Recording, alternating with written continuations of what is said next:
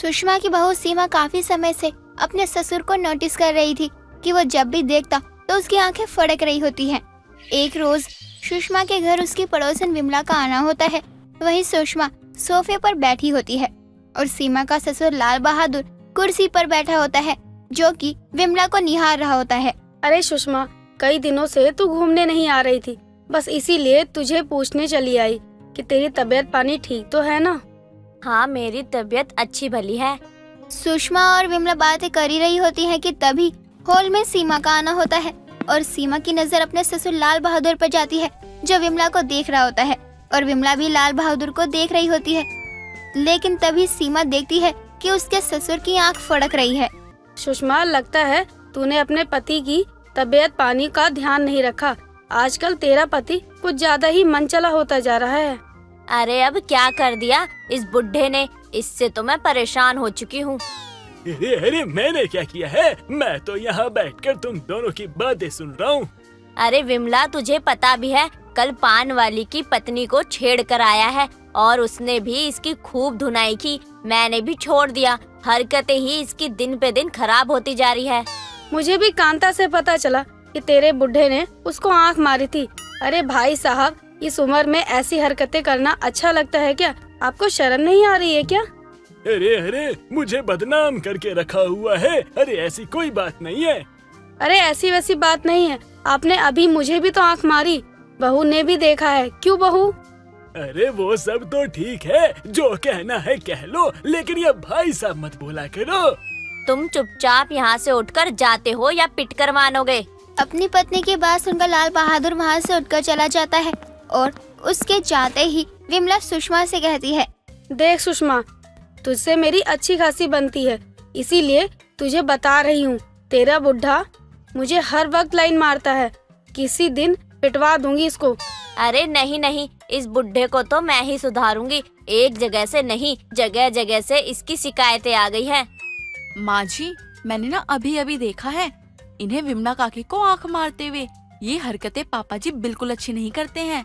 बहू, तू बुढ़े पर ध्यान रख और तुझे लगे कि ये बुढ़ा इधर उधर टाइम पास कर रहा है तो मुझे बता दियो। ठीक है माँ जी, अब आपने कह दिया तो पापा जी पर ध्यान रखूंगी।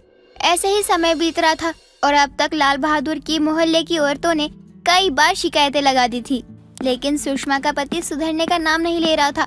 एक रोज सुषमा और विमला बाजार जाते हैं। विमला बाजार से सामान ले रही होती है, तभी विमला की नजर सुषमा के पति लाल बहादुर पर पड़ती है। अरे सुषमा, आजकल तेरा बुढ़ा नजर नहीं आता, कहाँ रहता है? अरे पूरे दिन तो मोहल्ले में घूमता रहता है, आज भी होगा कहीं बैठा हुआ, गप्पे मार रहा होगा। गप्पे नहीं मार रहा है, लेकिन औरतों को जरूर छेड़ रहा होगा। वो देख कैसे औरतों को घूर रहा है, आज तो ये पिटकर ही घर जाएगा। अरे तू भी मेरे बुढ़े के पीछे पड़ी रहती है, तुझे यहाँ भरे बाजार में मेरा बुढ़ा ही कहाँ से नजर आ गया? अरे वो देख कैसे हंस हंस कर बात कर रहा है, और देख उसे आंख भी मार रहा है। अरे मुझे तो कहीं नहीं दिख रहा मेरा बुढ़ा, लेकिन मुझे ऐसा क्यों लगता है कि तेरी नजर मेरे बुढ़े पर ही रहती है 24 घंटे। अरे तेरे बुढ़े को तो गली का कुत्ता भी भाव नहीं देता है। अरे बस भी कर, इतना भी क्या मेरे बुढ़े से गिला शिकवा? अभी बता कहाँ है वह, मुझे तो कहीं नजर नहीं आ रहा। अरे वो देख कैसे हंस हंस कर बात कर रहा है, चल उसकी अच्छे से खबर लेते हैं। अब विमला और सुषमा उस सब्जी वाले के पास पहुंचते हैं और लाल बहादुर के पीछे खड़े हो जाते हैं। लाल बहादुर सब्जी वाली से बातें कर रहा होता है और सब्जी वाली भी विमला और सुषमा दोनों से अनजान थी। अरे तुम्हारा घर आस पास है क्या? अरे मेरा घर तो यहीं पास वाले मोहल्ले में है। अगर सब्जी ना बिके ना तो मेरा नंबर ले लो, फोन कर देना। मेरी सब्जी में कीड़े नहीं लगे हैं जो सब्जी नहीं बिकेगी, और तुझे मैं क्यों फोन करूं कल मुँहे कहीं के? अरे तुम तो गुस्सा हो रही हो, कुछ ठंडा मंगाऊं क्या तुम्हारे लिए? तुझे मैं कब से कह रही हूँ कि यहाँ से चले जा, एक तो जा नहीं रहा, ऊपर से आंख मार रहा है। अगर अब की बार आंख मारी तो भरे बाजार में सबसे पिटवा दूंगी। अरे तुम तो बेवजह गुस्सा हो रही हो। चलो ठीक है, मैं चलता हूँ।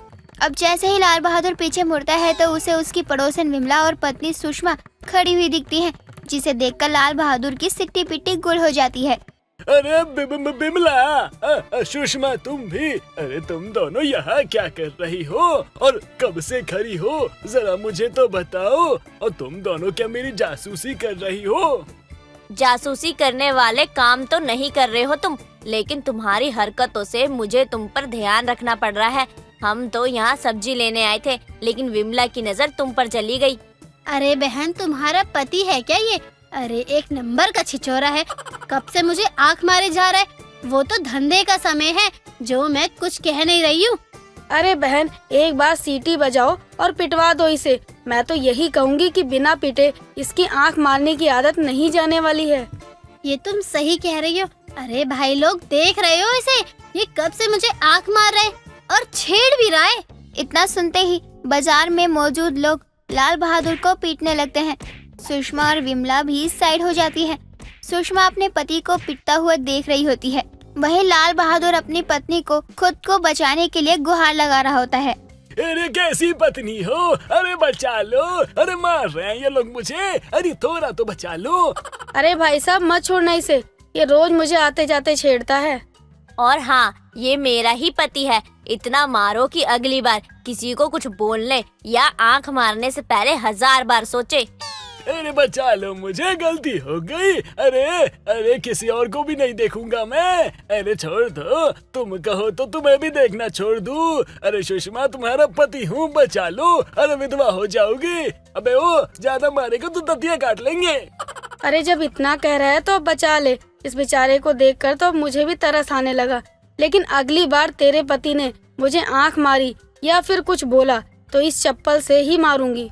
अरे तुमको चप्पल से मारना है, जूतों से मारना है, झाड़ू से मारना है, जिससे भी मारना हो मार लेना, लेकिन अभी बचा लो। अभी मेरी जान चली जाएगी तो कैसे मारोगी? बाजार में मौजूद भीड़ लाल बहादुर को खूब मारती है, लेकिन समय रहते ही सुषमा और विमला लाल बहादुर को ज्यादा पिटने से बचा लेते हैं और लड़खड़ाते हालत में भी उसको घर लेकर आते हैं। अब लाल बहादुर की बहू सीमा अपने ससुर की ऐसी हालत देखकर अपनी सास सुषमा से कहती है, अरे माँ जी, ये पापा जी को कुत्तों की तरह किसने मारा है? अरे तेरे ससुर जी को भरे बाजार में सब्जी वाली ने जो पिटवाया है कि लोगों ने इसे कुत्ते की तरह मारा है। अगर ये बात तू अपने ससुर जी से पूछ ले तो ज्यादा मजा आएगा। बेचारा जान की भीख मांग रहा था। इस बुढ़े को भी मैंने आखिरी बार मौका दिया है। अगर अब की बार इसने ऐसी वैसी हरकत की तो मैं खुद ही मोहल्ले के लोगों से इसे पिटवा दूंगी, या मदर इंडिया की तरह बीवी इंडिया बनकर इसे तोप से उड़ा दूंगी। सही कह रही है तू। अगर अब की बार इसने ऐसी हरकत करी तो इसे पिटवा ही देंगे। अरे तुम लोग हो या दुश्मन हो? अरे हड्डी पसली सब तुड़वा दी। अरे इतना कौन पीटता है यार? अरे मर गया रे। जिस तरह तुम लोगों ने मुझे मिलके पिटवाया है ना, कितनी बुरी हालत कर दी मेरी। अब भले बाजार में कैसे जाऊंगा, कैसे किसी को देखूंगा? नहीं देखूंगा किसी को। अब तो चलने उठने बैठने में बहुत दिक्कत हो रही है। जैसी हरकतें हैं उस हिसाब से तो तुम्हें मार मार कर वो लोग अस्पताल पहुंचा देते। वो तो भला हो मेरा और विमला का, जिसने तुम्हें बचा लिया, वरना तुम्हारी हरकतों को तो देखकर मन नहीं था कि आज तुम्हें मैं उन लोगों से बचाऊं। बिल्कुल सही कहा सुषमा। और देख नहीं रही थी कैसे सब्जी वाले को छेड़ रहा था। अरे अब की बार तो इसे इतना मारा है ना कि अब तो ये किसी के ऊपर आंख उठाकर भी नहीं देखेगा। क्यों, सही कहा ना मैंने? भरे बाजार में पिटने के बाद लाल बहादुर की आंख मारने वाली आदत चली तो जाती है, लेकिन वो छिछोरापंती नहीं छोड़ता है। किसी काम के नहीं हो तुम पांचों। अरे बिल्कुल अपने बाप पर ही गए हो। एक तो मेरी जिंदगी निहाल करके चला जाता तो कुछ बिगड़ जाता क्या? सुमित्रा सुबह सुबह अपने सबसे छोटे बेटे राजू पर चिल्ला रही होती है। अरे क्या हो गया? क्या कर दिया इसने? क्यों समय बर्बाद कर रही हो इस नालायक के पीछे? बल्कि तुम ये पूछो क्या नहीं किया है इन नालायकों ने। एक इससे आखिरी उम्मीद थी, इसने भी वो मिट्टी में मिला दी। हे जगन्नाथ, हे प्रभु, ये क्या हो गया? अरे इसने भी अपने चारों भाइयों की तरह शादी तो नहीं कर ली? की नहीं है अभी, बल्कि करने वाला है। अरे मुझे कह रहा था अगर उस लड़की से शादी नहीं हुई तो मैं अपनी जान दे दूंगा। अरे ऐसी औलाद पैदा की है क्या हमने? इससे अच्छा तो बे औलाद ही रहते। ऐसी औलाद। अरे और बदनामी मुझसे बर्दाश्त नहीं होगी। ये सब देखने से पहले हे भगवान, हे जगन्नाथ, हे प्रभु, उठा ले मुझे, उठा ले। अरे नहीं नहीं नहीं नहीं प्रभु, गलती हो गई, मुंह से निकल गया। मैं अपनी बात नहीं, मैं तो पड़ोस वाले रमेश की बात कर रहा था, उसको उठा लो। मैं भी अपनी फूटी किस्मत पे रो रही हूँ। हमारे एक भी बेटे राम तो क्या, श्रवण जैसे भी नहीं हुए जो अपनी माँ बाप की बातें बिना बोले समझ जाएं। लेकिन पिताजी मेरी बात तो सुनो, वो लड़की बहुत अच्छी है और अयोध्या में रहती है। अरे क्या कहा, कहाँ रहती है? अयोध्या में? लेकिन क्या उस लड़की ने तुझे देखा है? देखा है पापा, देखा है उसने मुझे। और आप क्या कहना चाहते हो कि अगर वो मुझे देखेगी तो शादी के लिए मना कर देगी? हाँ, लगता तो मुझे भी ऐसा है, वरना तो तुझे कोई अंधी भी देखे ना तो तुझे मना कर दे। और हाँ, मेरी एक बात ध्यान से सुन ले कि तेरी शादी हमारी मर्जी से होगी, तेरी मर्जी नहीं चलेगी यहाँ पर। इस बात को अपने दिमाग में डाल ले। ठीक है, जब आप लोग अपनी मन मर्जी कर रहे हो तो मैं भी आपका बेटा हूँ। मुझे भी शादी करनी है तो उर्मिला से ही करनी है, वरना मैं भी जिंदगी भर कुंवारा रहूंगा, भीष्म पितामह की तरह। मेरा बीपी हाई हो रहा है। सुनिए, मेरे लिए एक गिलास पानी ला दीजिए। लगता है मैं इस घर में ज्यादा दिन जी नहीं पाऊंगी। माँ, मैं तो आपको बता के शादी कर रहा हूँ, लेकिन आपने चारों भाइयों से एक बार भी नहीं कहा कि वो गलत है। उन्होंने तो कुछ बताया भी नहीं था आपको, बल्कि वो तो शादी करके सीधा भाभीयों का घर लेके आ गए और आपसे आके सीधा कह दिया कि आप उनकी सास हो और वो आपकी बहू है। आपने उन्हें कुछ नहीं कहा, उन्हें घर से भी नहीं निकाला। तो तब तो ये रूल्स नहीं थे, तो मेरे लिए क्यों बन गए?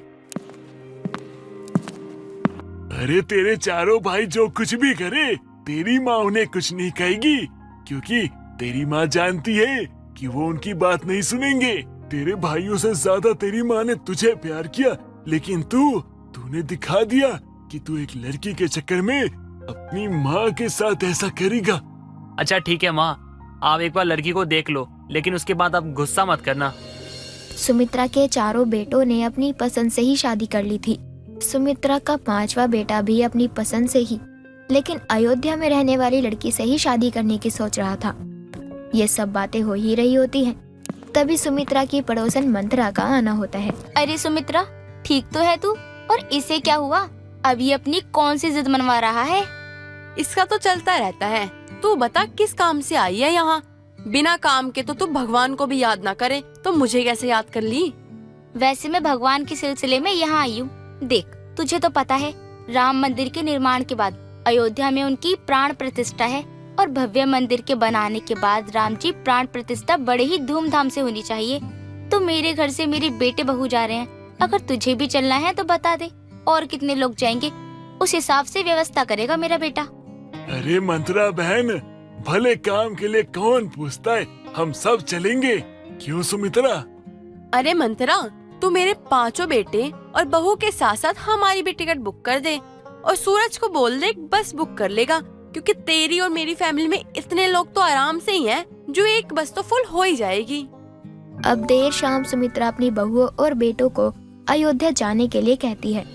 मैं तुम चारों पति पत्नी से कह रही हूँ, फिर तुम मुझे दोबारा बोलना मत कि बताया नहीं। तुम सारे मेरे साथ अयोध्या चल रहे हो। मेरी प्यारी माँ, मेरी अच्छी माँ, मेरी कितनी प्यारी माँ है। मामा, मैं भी चलूंगा। आप चाहो तो मैं लटक के चला जाऊंगा, लेकिन मुझे घर में छोड़ के मत जाओ, प्लीज प्लीज, मुझे भी ले चलो। अरे बरखुरदार, मुझे अच्छे से पता है कौन सा सपना देख रहे हो तुम बैठे बैठे। वो सपना धरा का धरा रह जाएगा। अब अगले ही दिन पूरी तैयारी से मंथरा और सुमित्रा के परिवार वाले अयोध्या की यात्रा के लिए निकल जाते हैं। अरे सुमित्रा, तेरी बहुएं कैसे मान गई अयोध्या जाने के लिए? कहीं किसी मकसद से तो तू इन्हें अपने साथ अयोध्या नहीं ले जा रही है ना? ये तुझे जल्द ही पता चल जाएगा। अभी थोड़ी शांति रख, तुझमें थोड़ा भी सब्र नहीं है। अच्छा ठीक है, वैसे आज 20 है, 21 जनवरी को हम पहुँचेंगे और 22 जनवरी को तो पूजा है। पूजा में शामिल होने के अगले दिन ही हम घर के लिए निकल पड़ेंगे। हाँ हाँ, इतने में तो मेरा भी काम हो जाएगा, और सिया राम के दर्शन के साथ साथ मेरे बच्चों को आशीर्वाद भी मिल जाएगा। ये सुमित्रा मुझसे कुछ छुपा रही है। अपनी पूरी पलटन को लेकर जो अयोध्या निकली है, इसमें जरूर कोई राज है। अब एक लंबे सफर के बाद ही 21 जनवरी की सुबह 4 बजे सभी अयोध्या पहुंच जाते हैं। आसपास के होटल आश्रम सब तो पहले से ही फुल हो चुके थे, तो सभी बस में ही रहने को मजबूर थे। अयोध्या पहुंचने के बाद सुमित्रा अपने बेटे बहू के साथ सूर्य नदी में स्नान करने के बाद पास के मंदिरों में दर्शन करती है। तभी राजू अपनी माँ से कहता है, माँ आपको पता भी है मैं यहाँ क्यों आया हूँ? एक बार, बस एक बार मिलो उससे, उसके बाद आप मेरी पसंद को देख के ना खो जाओगी। आपको तो पसंद आ जाएगी। माँ प्लीज प्लीज, माँ माँ माँ माँ पापा, आप लोग एक बार मिल लो प्लीज प्लीज। अच्छा ठीक है, तू अभी शांत रह, मैं तेरी माँ को मनाता हूँ। आज ही मैं उर्मिला से मिलूंगी। उसे कह देना कि मेरी माँ उसे साड़ी में देखना चाहती है। आखिर मैं भी तो देखूं मेरी होने वाली बहू साड़ी में कैसी दिखती है। ये क्या डिमांड है आपकी? लेकिन आप कह रही है ना तो ठीक है, मैं उसे कह देता हूँ। और हाँ माँ, उसे आना कहाँ है ये तो बताओ। यही पास वाले मंदिर में। और सुन, समय से आए कह दियो अपनी माशूका को।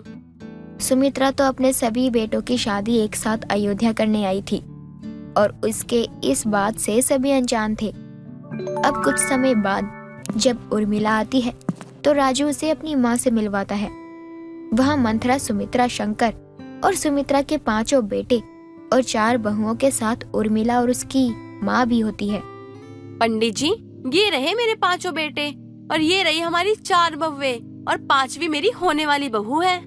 कहीं माँ आप हम सबका श्राद्ध तो नहीं करने वाली?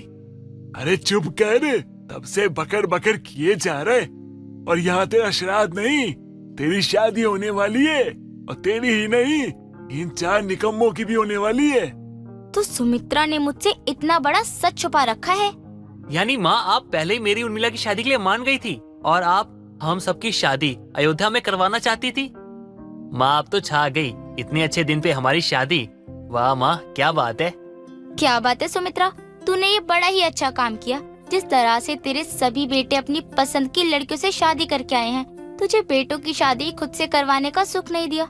उस हिसाब से तो ये बहुत अच्छा है कि तू इनकी शादी यहाँ अयोध्या के शुभ और पावन अवसर पर करवा रही है। अब पंडित जी मंत्रों के साथ सुमित्रा के 5 बेटे और बहुओं की शादी करवाना शुरू करते हैं और इसी के साथ 7 फेरों और कस्मे वादों के साथ सुमित्रा अयोध्या में अपने 5 बेटों की शादी संपन्न करवाती है। खुश रहो बच्चों, बहुत ही अच्छा काम किया है सुमित्रा ने तुम लोगों को यहाँ लाकर। और कल यानी 22 जनवरी को सभी सिया राम के दर्शन के साथ अपनी खुशहाल जिंदगी की शुरुआत करना। माँ माँ माँ माँ माँ, आज मैं बहुत खुश हूँ। आज मेरी शादी करवा दिया आपने, वो भी राम मंदिर में। इससे ज्यादा खुशी की बात क्या होगी मेरे लिए कि मैंने सिया राम के सामने अपनी शादी की है। अब अगले ही दिन सिया राम के दर्शन के साथ सुमित्रा, शंकर, मंथरा और उनका परिवार अपने घर की ओर प्रस्थान कर देते हैं। सुमित्रा के राम दर्शन भी अयोध्या में पूरे हो गए। साथ ही अपने बच्चों की शादी को देखने की इच्छा भी अब शंकर और सुमित्रा की पूरी हो चुकी थी। अरे तुमने ये क्या कर दिया गवार लड़की, दिमाग नाम की चीज है भी या नहीं तुम्हारे अंदर?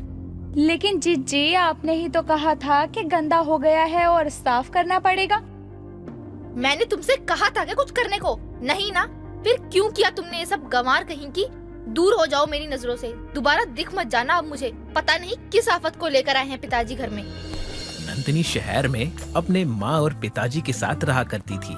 ऐसे ही एक दिन, माँ मैंने सुना है हमारा भी गांव में घर है, लेकिन पिताजी आज तक हमें लेकर क्यों नहीं गए? आज पिताजी को आने दीजिए, मैं उनसे ही पूछ लूंगी। नहीं बेटा, ऐसी गलती कभी मत करना। उनको गांव के बारे में कुछ मत कहना।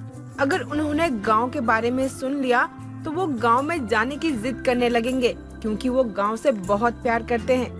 तो क्या हुआ माँ, इसी बहाने हम भी गांव घूमकर आ जाएंगे। मुझे भी देखने को मिलेगा हमारा गांव कैसा है। हमारे कॉलेज में भी सभी अपने अपने गांव की बात करते हैं, बस मैं ही हूँ अपने ग्रुप में जो गांव की बातें नहीं कर पाती। अच्छा ऐसा है क्या? लेकिन हर गांव की एक बात एक ही तरह की होती है। वहाँ आप छोटे कपड़े नहीं पहन सकते। अगर आपने छोटे कपड़े पहन लिए तो वहाँ के लोग तुम्हें बहुत ताना मारेंगे। कोई बात नहीं माँ, मैं वहाँ सलवार पहन लूंगी, लेकिन मुझे भी गांव जाना है। वहाँ कैसे रहते हैं, खाना कैसे बनाते हैं, ये सब देखना है। पता नहीं अचानक ऐसे कैसे तेरे दिमाग में गांव जाने का भूत चढ़ गया। ठीक है, तेरे पिताजी को आने दे, मैं बात करती हूँ उनसे, उसके बाद ही पता चलेगा। नंदिनी अपने पिता का बेसब्री से इंतजार कर रही थी।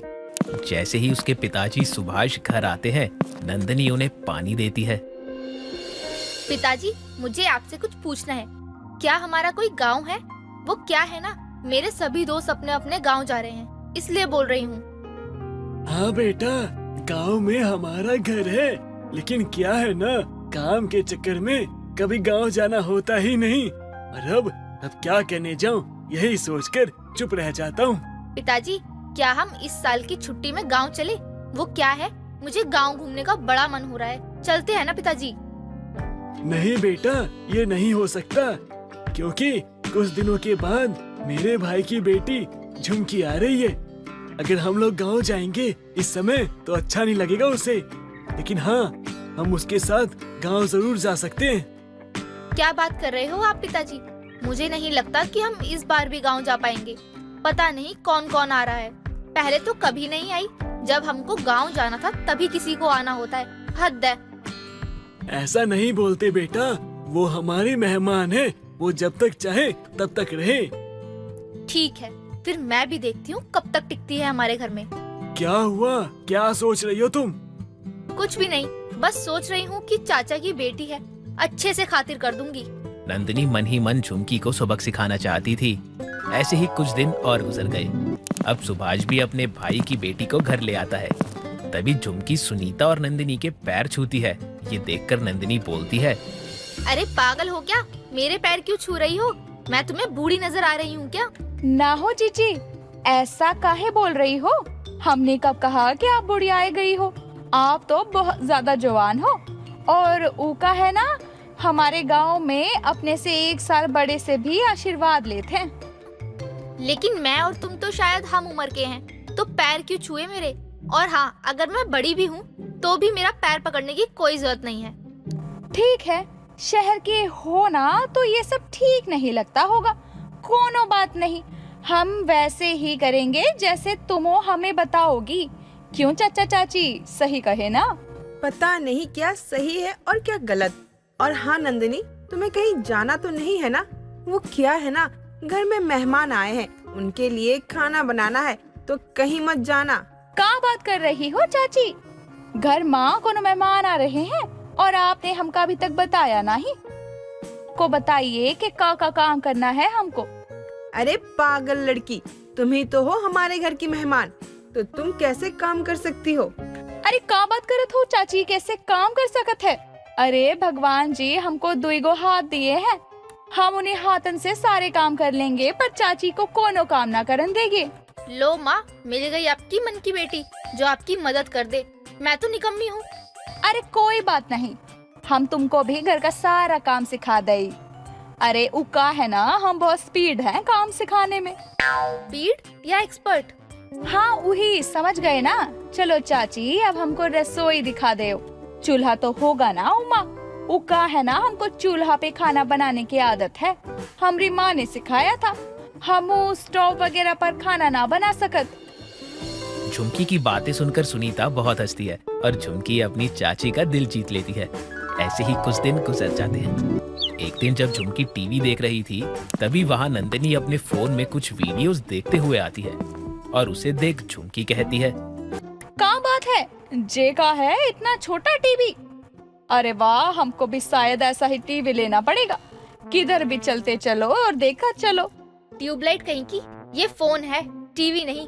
कुछ भी बोलती है गवार कहीं की। तुम्हारे गांव में किसी के पास फोन नहीं है क्या? अरे है, हमारे घर में बाबूजी के पास फोन है, लेकिन ऐसा फोन नहीं है जिसमें से टीवी दिखत हो। उमा तो सिर्फ बात कर सकत है। अच्छा, वो डब्बे वाला फोन इस्तेमाल करते हो? हद है। सच कहते हैं लोग कि गांव के लोग सच में बहुत पीछे छूट गए हैं। अब इनको पता तक नहीं कि दुनिया में टच वाला फोन आ चुका है। हद है यार। का नाम बोलत हो? वैसे ये फोन वाह काम कैसे करत है? कोनो बटन है का? हमको कभी दो ना जे फोन पकड़ने के खातिर। कैसा लगत है हम भी देखे उका चलाकर। हम अपने गांव जाकर सबको बताएंगे। अच्छा, तुम्हें मेरा फोन हाथ में लेकर देखना है? फिर कभी देती हूँ। मुझे जरा अपना फोन को साफ करना है, बहुत गंदा हो गया, अच्छे से साफ करूंगी। नंदिनी अपने फोन को साफ करने की बात कर ही रही होती है कि तभी सुनीता नंदिनी को आवाज लगाती है। नंदिनी, जरा यहाँ तो आना। पता नहीं कब से ये लड़की फोन के अंदर देखे जा रही है। आजा, इधर काम है। आ रही हूँ माँ, बस अभी आई। अगर मैंने तेरे हाथ में अब भी फोन देख लिया ना, तो सोच लेना आज तेरा एक दिन या तेरा फोन का। जब से हाथ में फोन आया है कभी रेस्ट नहीं दिया फोन को। नंदिनी अपनी माँ की बात सुनकर फोन को वहीं झुमकी के सामने रखकर वहाँ से चली जाती है। अरे हाँ, अभी अभी नंदनी कह रही थी कि फोन बहुत गंदा हुई गवा है, हमों का फोन धो दे, खुश हो जाएगी। शायद हमको फोन जल्दी छूने ना दे। हाँ, हम यही करत हैं। जल्दी से झुमकी काम पर लग जा। झुमकी फोन को पहले सर्फ में डुबोती है, फिर उसे ब्रश से घिसती है और धूप में सुखाने के लिए रख देती है कि इतने में नंदिनी अपना काम खत्म कर कर अपना फोन लेने आती है। लेकिन अपना फोन ना देखकर वो झुमकी से पूछती है, झुमकी, तुमने मेरा फोन देखा क्या? देखो ना, कहीं मिल नहीं रहा है, कब से ढूंढ रही हूँ। अरे चिंता मत करो नंदनी, हमने ही तोरे फोन को धोकर मस्त सुखाकर धूप में रख दिया है। अरे तुमने ये क्या कर दिया गंवार लड़की? दिमाग नाम की चीज है भी या नहीं तुम्हारे अंदर? लेकिन दीदी, आप ही तो कहत रही कि गंदा हो गया है, साफ करना पड़ेगा। मैंने तुमसे कहा था क्या कुछ करने को? नहीं ना, फिर क्यों किया तुमने ये सब? गंवार कहीं की, दूर हो जाओ मेरी नजरों से, दोबारा दिख मत जाना। अब मुझे पता नहीं किस आफत को लेकर आए हैं पिताजी घर में। नंदिनी गुस्से में झुमकी को बहुत कुछ बोल देती है और सुनीता भी झुमकी की गंवारपंती को देखकर ज्यादा खुश नहीं होती। रात भर सोचने के बाद अगली सुबह झुमकी नंदिनी के लिए गिफ्ट लेकर आती है। जे लीजिए हमारी तरफ से सॉरी वाला गिफ्ट, हमको माफ कर देना। लेकिन ऐसे गुस्सा काहे करत हो? तुम्हें कुछ पता है तुम कौन हो? तुम मेरी नए फोन खराब करने वाली आफत हो। अभी तो मुझे नया फोन मिला था, लेकिन अरे हमको साचो में माफ कर दो जीजी। जे सस्ता है, लेकिन आपके खातिर एक नया फोन लाए हैं। आपको पसंद आया ना जे? हाँ ठीक है, जा सकती हो। बड़ी आई मेरे लिए नया फोन खरीदने वाली। नंदिनी के ऐसा बोलते ही सुनीता वहाँ आती है। पागल लड़की, इसने तेरे लिए अपने हाथ की सोने की चूड़ियां बेच दी, जो कि उसकी माँ की आखिरी निशानी थी, और तेरे लिए इसने वो बेचकर फोन लिया, और तुझे कदर ही नहीं है उसकी। जैसे ही सुनीता झुमकी की सच्चाई बताती है, तभी नंदिनी झुमकी को गले लगा लेती है। तभी सुनीता भी झुमकी को उसके सोने की चूड़ियां देती है और ये देख झुमकी सभी को गले लगा लेती है।